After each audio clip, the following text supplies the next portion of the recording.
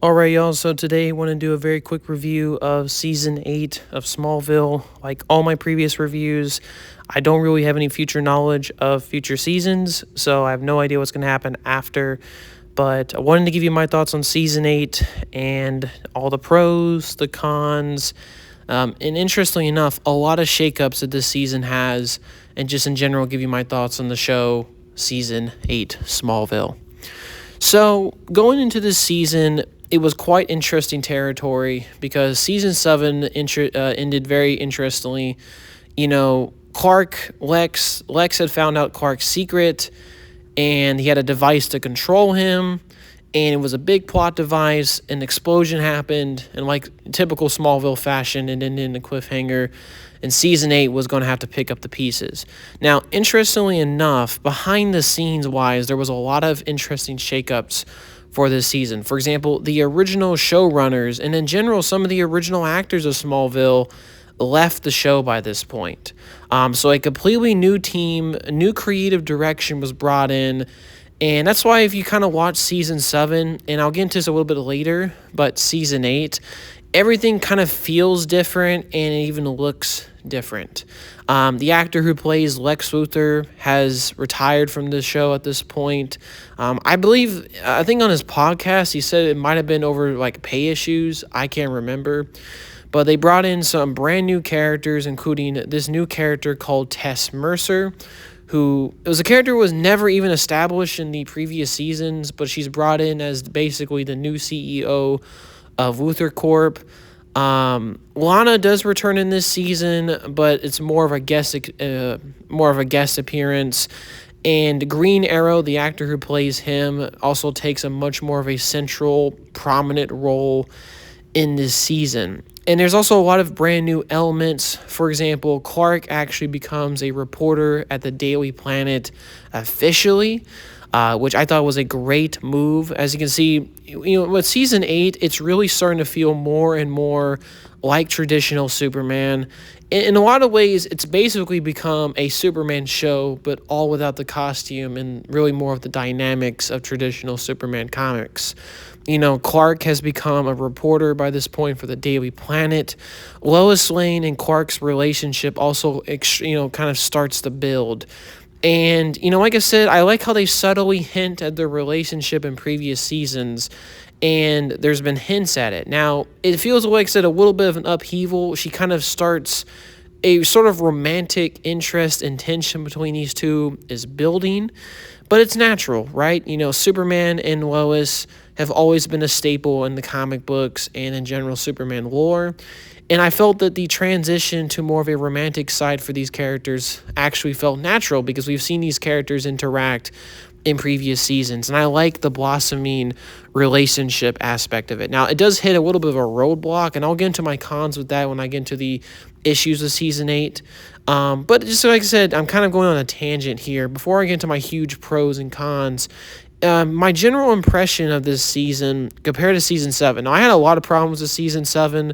I felt the show had too many weird things, too many plot conveniences, a little bit of retcons that were added to the lore and stuff that I felt personally just didn't make any sense, and I just didn't like them personally. And just a lot of strange decisions. A lot of that is admittedly fixed here, despite the fact that, like I said, Smallville in Season 8 has brand new showrunners.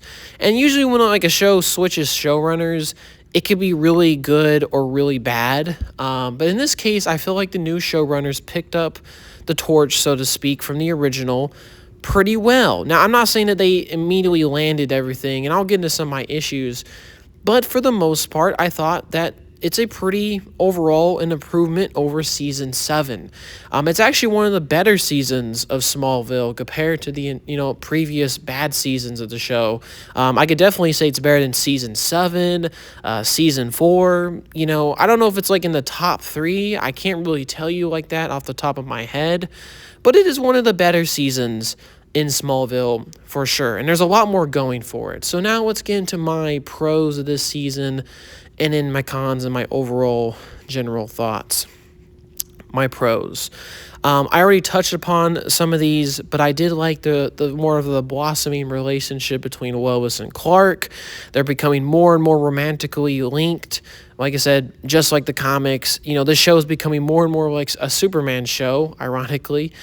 And, I like that. I like how Lois and Clark are starting to have a thing in this. And it doesn't feel forced. It doesn't feel like, like out of nowhere, because these characters have been, like I said, there's been subtle hints towards their relationship. And I feel like this was a little bit of a natural evolution. And I think the benefit of that is the fact that, initially I was a little bit weirded out that Lois Lane got introduced so early in Clark's life, like back in season 4.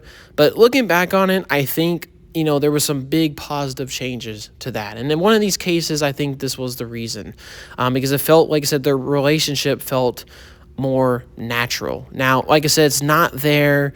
It's not a full-on relationship or anything.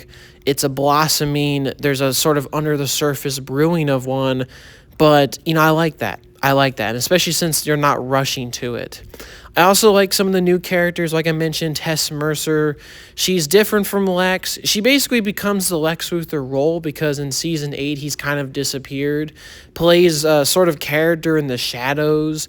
And I'll get into, like I said, I do like the idea of that. It's a total Lex Luthor thing to do. But my biggest problem with this, and I'll get into this a little bit in my cons, they didn't go farther with that concept. But I like Tess Mercer. I feel like she was a suitable replacement. She's different from Lex, but in a lot of good ways and in some bad ways. I guess you can call her less evil than Lex. She's more, I guess, sympathetic and more, I guess, like I said, more willing to listen to reason and kind of be subjective about things. She's kind of sharp and cunning in her own way, but she's definitely not stupid. And I like her character. Also, other characters, too, that appear in this season. Green Arrow, his character comes back in Season 8.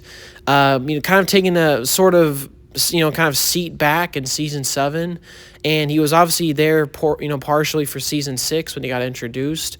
I really like the fact that he is taking a much more prominent role in the show. It just makes sense for a character like Green Arrow, who's already so intertwined with Luthor Corp and crime, and in general, becoming one of the really first actual vigilantes out there, and obviously talking with Clark.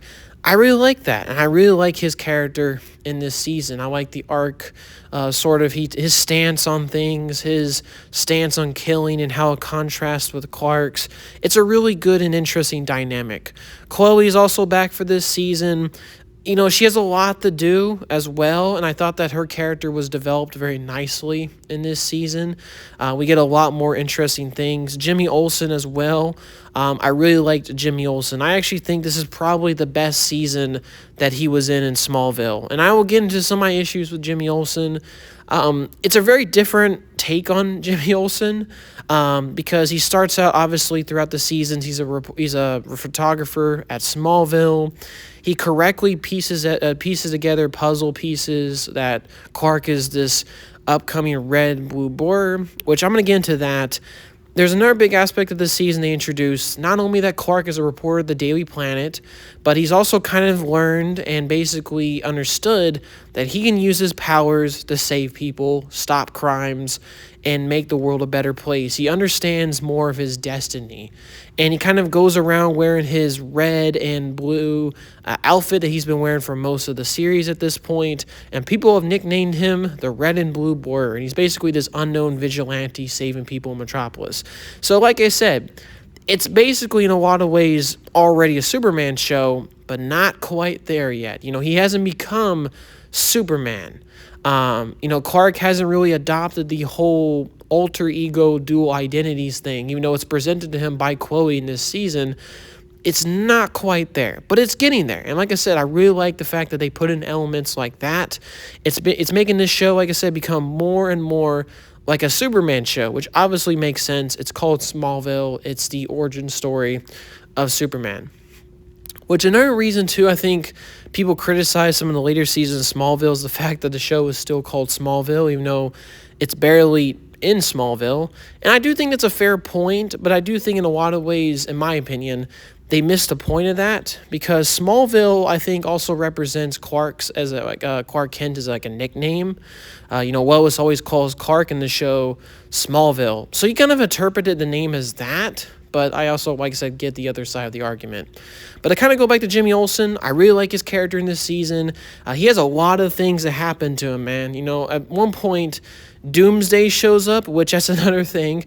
Doomsday appears in the Superman series, at least his origin series. And I thought it was quite strange. I was like, what? Doomsday? That's really early. Now, I kind of came around to it by the end, but I was like, I don't know. But I like how Jimmy reacted to it all. He basically becomes dependent on drugs at one point, and eventually, thanks to Green Arrow and other people, kind of turns his life around. He finds out Clark's secret, and in the big thing, Davis Bloom, a.k.a. Doomsday, kills him at the end. And I'm going to be frank here, I'm not sure how they're going to explain that. I think from what I've heard in future seasons, Jimmy Olsen still shows up, but it's not the same Jimmy Olsen that knew Lois or Clark, which I personally think it's a wild and kind of dumb reason. I'm going to be honest here, I don't think he needed to die in this series. I think the writers could have, kind of wrote around that. He could have got gravely injured, but, Jimmy Olsen still could have sticked around. And I don't think necessarily, too, he could have figured out Clark's secret. It just feels like to me that they were like, oh, we need someone to die at the end of the series. Let's have Jimmy Olsen do it. And I don't like that. But I like Jimmy Olsen's character. He's actually really cool in this season. Another new character that gets introduced, and I already talked about him a little bit, and kind of the underlying plot thread that's running throughout the season, like I mentioned, is a character called Davis Bloom, a.k.a. Doomsday. Now, Doomsday is quite different in Smallville. Now, in most adaptations, Doomsday is a creature that comes from outer space, varying in its origins, right? Some people have speculated, like in the comics, he was a creature created by a civilization. He became too out of control, and they sent him away in a very much like a pod, like a capsule, and he happened to land on Earth. He's just, like I said, this mindless, raging, giant beast. And then you also got other adaptations where, like in Batman versus Superman, Doomsday appears and he's like clearly tied to Kryptonian stuff. I believe Zod's body, along with the mother box and Kryptonian technology. I haven't seen the movie in a while, but that was like kind of the creation of that Doomsday, and he was a baby. This show attempts to kind of flip that. Now, granted, this was the first ever live action appearance of Doomsday on film or TV, I guess, and for what it was able to accomplish. Now, at the time when I watched it, he looked like a Power Rangers villain. He looked pretty goofy, but I think looking back on it, I think they like I said, they tried to hide the things. Like I said, he's basically an actor in a suit. In a lot of ways, depending on the lighting, he looks like a Power Rangers villain. But I actually thought Doomsday was kind of, overall in his design, he looks like Doomsday. Absolutely. He's got the spikes, he's got the horns, he has this really cool goo, like black goo coming out of his mouth. That's a really interesting detail. And, like I said, this was all done with a TV budget. Now, obviously, I prefer the Doomsday from the comics, where he's much bigger, he's much more huge. I think Superman and Lois and... hate me. I know some people are going to say in the comments, but I also liked BVS Doomsday. Like I said, I actually like that version. I prefer the big muscular one, but he's okay. He looks okay. Now, in parts of the show, to me, he looks like a bit of a Power Rangers villain. Doomsday should absolutely be taller. He's this raging giant monster that should kill Superman. He's like one of the few people in the comics that has ever killed Superman. Now, the idea of Smallville is that there's this new original character called Davis Bloom, and basically Zod and his wife created it out of sort of a goo, genetic experimentation, and basically came down to the planet with Clark. There's a little bit of a retcon here. He comes down to the planet with Clark and basically is his brother. So there's this whole brother dynamic. And David Bloom, it's this alternate identity thing. Clark was sent to Earth to be the savior. Davis Bloom was sent to basically be the destroyer and destroy Clark.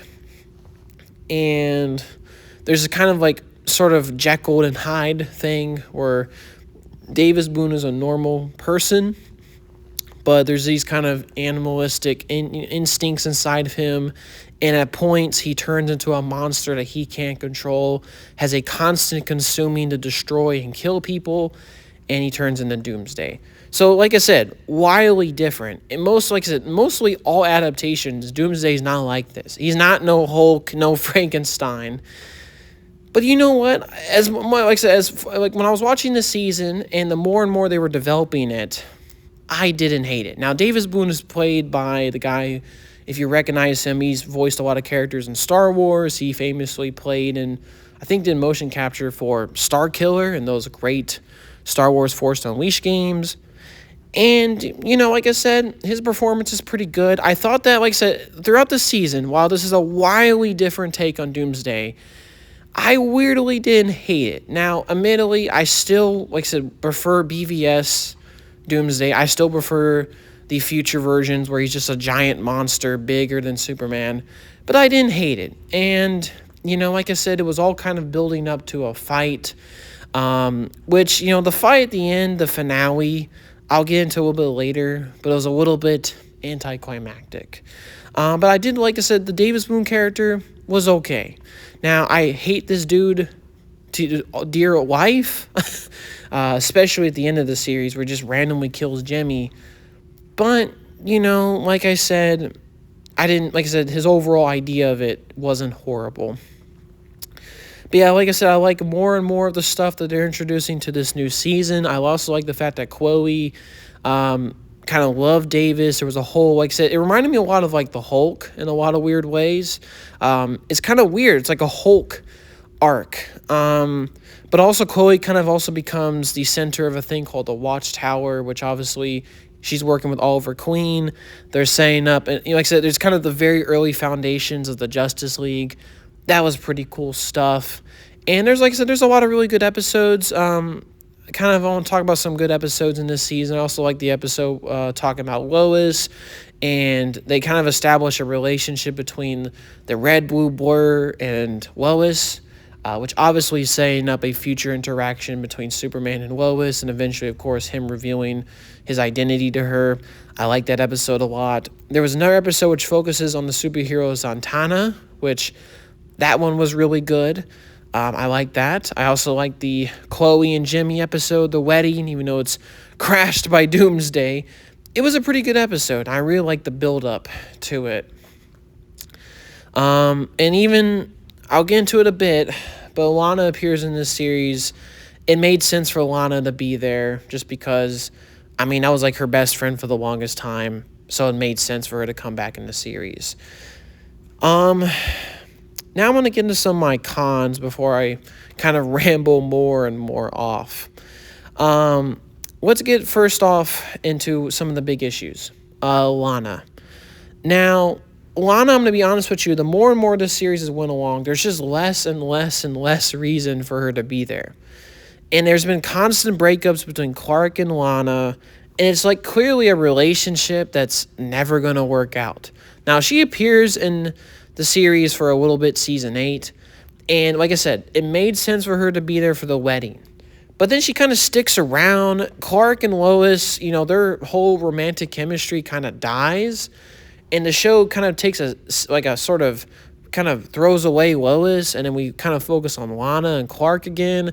And eventually there's all this whole trickery with Lex Luthor in the background, basically infusing kryptonite into her. And that basically Lana now has superpowers now, which, yes, Lana has superpowers now, but Clark can't be near her because she has kryptonite infused into her body thanks to Lex Luthor. And look, it's a pretty silly idea. Lana having powers is just, I don't know, man. That's just kind of a weird idea. I've always preferred this the regular Lana Lang in the comics, but, it's fine. It's just, like I said, I think it's a part of the show that drags on for too long. It's like we're going down memory lane. And I just think that by this point, the relationship has died. And I think you're building something new with Lois and Clark. And I'm more interested in seeing that than rekindling old flames. I'm not sure if Lana's going to appear in the rest of the series, but I just think that her episodes were kind of overstaying their welcome. Now I'm going to get into some other plot beats. Now, it was established in season 7 that there was a device to control Clark, Superman. It kind of, like I said, doesn't really appear in the series or most of the season until the very end. And then we find out this big twist. Tess Mercer is communicating with someone in this orb. And I'm just kind of confused. It kind of feels like the series forgot the fact that this orb was designed to control Clark. At least that's what we were told. And now it's, like I said, the big twist at the end. Zod in physical form is coming out. Now, that's pretty, like I said, that's a decent, okay little twist. That's fine. But I do think the show kind of forgets what that original, like, the device was meant for. And it's kind of a thing where it's like, I wish it was established more throughout the series as a prominent plot point. Another big con, and I already mentioned this, I don't like the fact that Jimmy Olsen dies at the end of season 8. Now, there's this whole thing where basically Black Kryptonite separates Davis from Doomsday, and we actually get basically a real Doomsday versus Superman fight. Now, I'm not really sure about Doomsday being in Smallville in general, just because Doomsday is a character that naturally comes when Clark is already Superman. He's been Superman for a bit, and Doomsday is kind of the thing that sort of it gets thrown in to end a long and illustrious career. Clark's not even Superman in this series. And it feels a little bit rushed. Like, it feels like the showrunners were like, oh, we got to throw in all this Superman stuff. And kind of were like, I don't know if that makes any sense. Because Doomsday, like I said, is a character that naturally appears when Clark is Superman. Now, like I said, I didn't hate the plot point. It doesn't disgust me. It's just a little bit weird in my head. The Davis Bloom thing and the Doomsday thing, I did learn to appreciate. It really threw me off when I watched the series in the beginning. But that whole plot point I actually liked. It was a new and interesting take on the character. One thing that I did not like, though, is the fact that at the end of the series, they were kind of subtly building up to a fight between Doomsday and Clark. And it just ends in like 2 minutes. And I'm pissed a little bit. I'm just like, really? You could have not dragged this out to like a 5-minute fight? Like, y'all could have had a knockdown, drag out fight like in the comic book? I get it. It's a TV show. They have TV show budgets. They can't go crazy.